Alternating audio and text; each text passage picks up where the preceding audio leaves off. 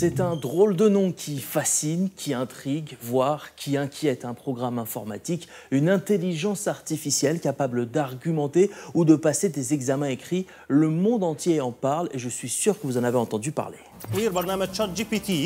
なんとチャット GPT を使ってチャット GPT の We're called Chat GPT.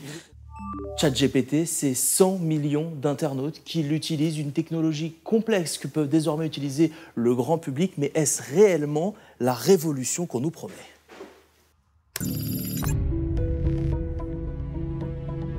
Il a réponse à tout, mais soulève autant de questions. ChatGPT, c'est ce qu'on appelle un agent conversationnel. C'est une interface Internet dans laquelle, voilà, vous voyez ici, send un message, je peux poser une question, il va me répondre. Chercher à la place, écrire à la place, ChatGPT se présente d'emblée comme le parfait prêt-à-penser. Moi, je peux lui dire, explique-moi ce qu'est l'irrigation.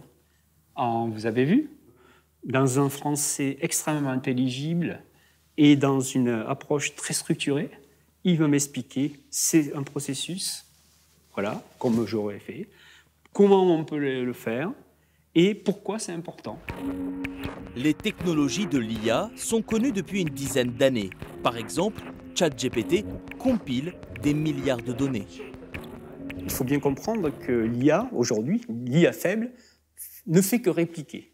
C'est-à-dire que si on a des tas de diagnostics qui ont été faits par certains médecins généralistes, par exemple, j'ai le nez qui est bouché, j'ai mal à la gorge, etc., vous accumulez, parce que ChatGPT, c'est ce qu'il fait. Il a accumulé des milliards et des milliards de mots et plein de choses, donc vous les accumulez et ça veut dire que quelque part, l'IA va faire une préconisation statistique moyenne qui va correspondre à des préconisations qui ont été faites par les médecins.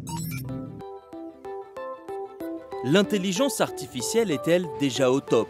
Serions-nous déjà tous remplaçables ? Alors pour le savoir, nous allons réaliser un reportage consacré au succès des voitures sans permis. Et ce sera à ChatGPT de construire entièrement ce sujet.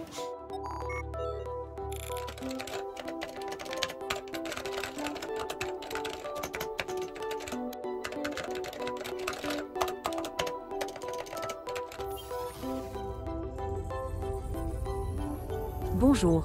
Pour répondre à votre demande, voici les différents intervenants et lieux que je vous propose pour votre reportage sur les voitures sans permis.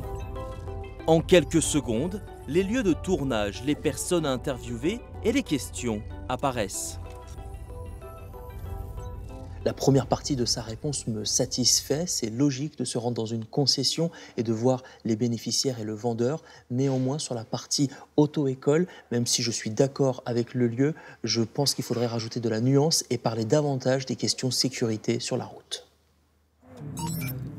L'expérience ChatGPT débute. Dans notre prochain épisode, nous commencerons le tournage, toujours sous ses ordres.